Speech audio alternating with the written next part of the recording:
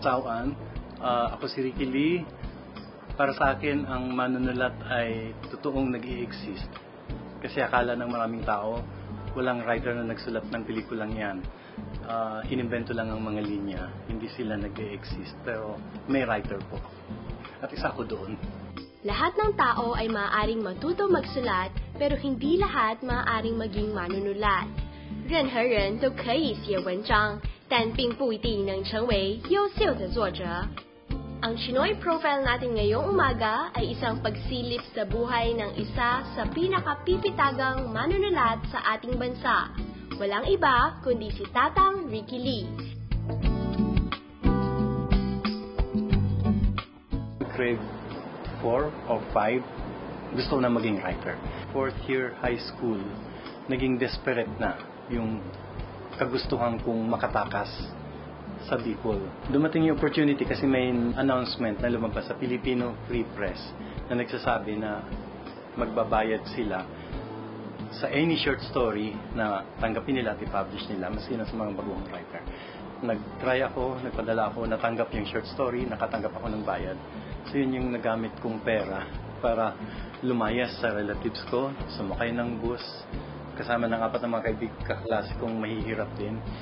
And so pumunta kami ng Maynila na hindi namin alam kung anong naghihintay sa aming kapalaran. Ang alam ko lang, may konti akong pera sa bulsa ko at gusto kong maging writer. Chinese yung father ko, so 50-50 akong Filipino and Chinese. Yung education ko sa isang Chinese school, na-train akong maging precise. Makita ko anong importante, anong hindi importante. Ma-appreciate lahat ng bagay, maski halimbawa math. Malaking advantage yun sa akin all the way. Hanggang nag-UP ako, nagtataka yung mga kaklase ko kasi alam na nilang gusto ko maging writer at nagsusulat na ako at nanalo na ako ng Palangka Awards. Pero nag-uuno ako sa math subjects. It helped me even in my writing. Yung ganong exactness and precision na nakuha ko sa isang Chinese school, na-apply ko sa pagsusulat. Ang unang istorya ko nang nanalo ng first prize sa Filipino Free Press and then sa Palangka, kaunang-unahang kong first prize sa Palangka, was a short story about a Chinese na hindi na makakope sa modernity ng buhay ng Filipino-Chinese around. Kasi siya yung traditional na makalumang Chinese. So, maski doon, lumalabas yung pagka-Chinese ko. Mahigit 100 script na ang naisulat ni Tatang simula pa noong dekada 70. At marami sa mga pelikula na kanyang isinulat, masasabing hindi talaga mapapantayan. Pero, may isang pelikulang aminado siyang nahirapan gawin at tunay na tumatak sa puso niya. In 1982, para sa isang baguhang writer na gaya ko, masyadong complex yung moral. Dahil unang-una hindi siya plotty. Wala siyang malinaw na kwento ng iisang bida. Kwento siya ng 4 na babae na may kanya-kanyang buhay at walang iisang kwento na nag-unite sa kanila lahat. Except the fact na best friends sila from UP at sa loob ng 10 taon yung sinasakop ng kwento. Otherwise, napakaluwag niya, napaka-loose niya. Para lang 4 na magkakaibigan naglalakad sa kalsada, magkakahawak kamay, and then nag-end yung lakad. So, ganung kwento. Hindi yan yung nakagawian kong napapanood na pelikula. So, ang hirap-hirap na siya. Structurally pa lang, at sa ganung konsepto. Sabi kong yabang-yabang yata, nag-attempt ako ng ganito kahirap na script. So, revise. So, ang dami namin niyang drafts. At nag-shooting na kami, nagre-revise pa ako. As in, nasa set si Marilu Diaz Abaya, the director, patawag siya sa akin, nag-discuss kami, sinusulat ko at dinidikta ko sa kanya yung dialogue nila Lorna Tolentino na nasa set naghihintay kung ano shoot. Bilang writer, hindi ko hiniwalay para sa akin yung pagme-mentor. Ang totoong naging formal workshop ko, nagsimula ng 1982, nung nasa pelikula na ako. 3rd year ko ng pagsusulat ng scripts. Nasulat ko na nun ng Himala, Moral, and so on. So medyo malakas na ng konting loob ko. Naniniwala ako sa buhay ko na huhusay ka lang pag nag-share ka. Hindi ka huhusay pag hinuhoard mo, kinakamkam mo, mabubulok, mag-i-stay lang sa'yo eh. I think lahat ng tao humuhusay dahil sa sharing. I feel kasi, to a great extent, it's the workshopping that makes me good and better as a writer and as a person. As a teacher ng eskwelahan o as a mentor, hindi ako nag-i-stick sa isang syllabus. May nare-retain na 70-80%, pero laging may 20% akong binabago kasi nabobore. ako na paulit-ulit kong sinasabi in the same way, in the same manner. Napagturo ako sa New Era kasi after 6, 7, 8 years na pagtuturo sa UP at sa Ateneo, I felt the need na gusto kong pumunta sa estudyante, sa iba pang mga estudyante. So nag-university hopping ako, as in one university, one SEM.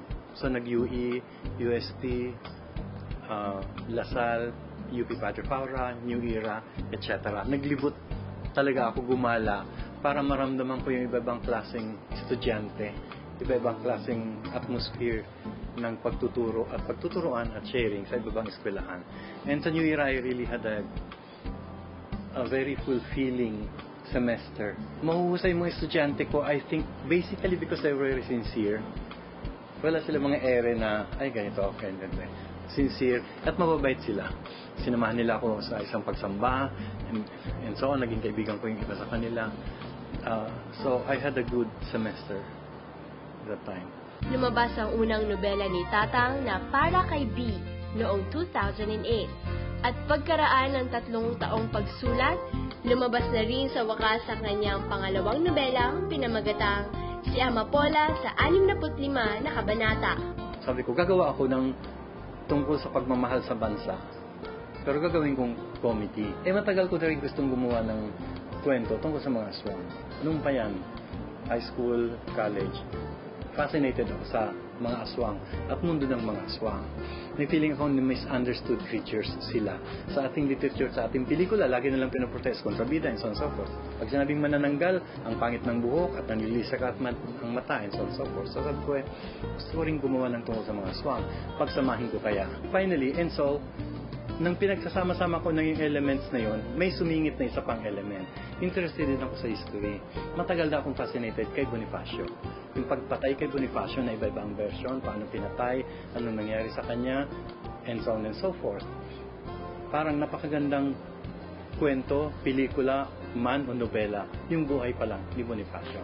Fascinated din ako doon. So, ano kaya kung isama ko rin? And so, that's how Amapola came about. May 3 payo si Tatang sa napakaraming manunulat. Baguhan man na gustong makamit ang kanyang makamtan at ang mga manunulat na patuloy na nakikipagsapalaran. Importante ang talent, pero hindi enough ang talent. Ang dami-daming mga taong talented, unknown, walang nakakilala, walang nakabasa o nakapanood ng mga ginawa nila, walang nakarinig sa maganda nilang boses. Ang daming mga ganun So, hindi enough ang talent sa mundong ito. Lalo na sa writer.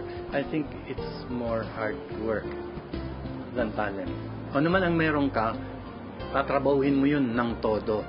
Day in, day out, day in, day out. Pag hindi mo trinabaho yun, mabubulok lang yun hindi makikita na ibang tao. So useless ang talent kung hindi mo trinabaho. You have to be tenacious para kang lintaan na makapit sa passion mo na magsulat. Kasi lahat ng tao sisipahin ka para ma-disengage, matanggal. Lahat ng tenacity mo sa buong mundo, sa buong kaluluwa mo, kailangan nasa iyo para kumapit ka at huwag bumitaw.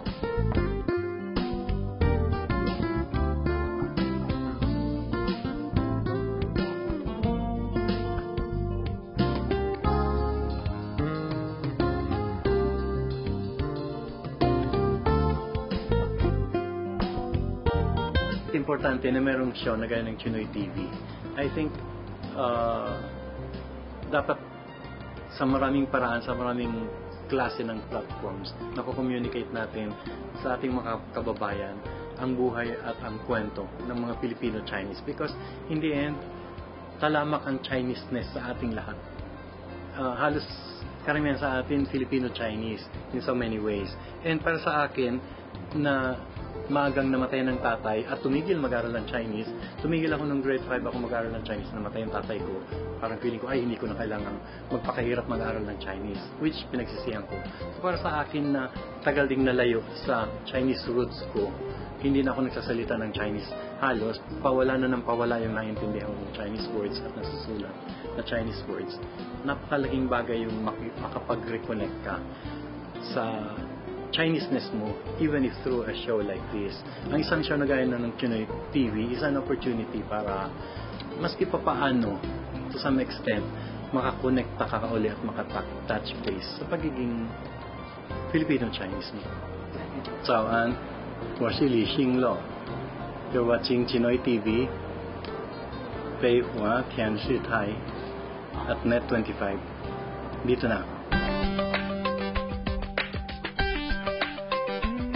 I-email ang tamang sagot sa info@chi-fctv.com. Ang mananalo ay makatatanggap ng prize mula sa Ateneo Confucius Institute. Email na!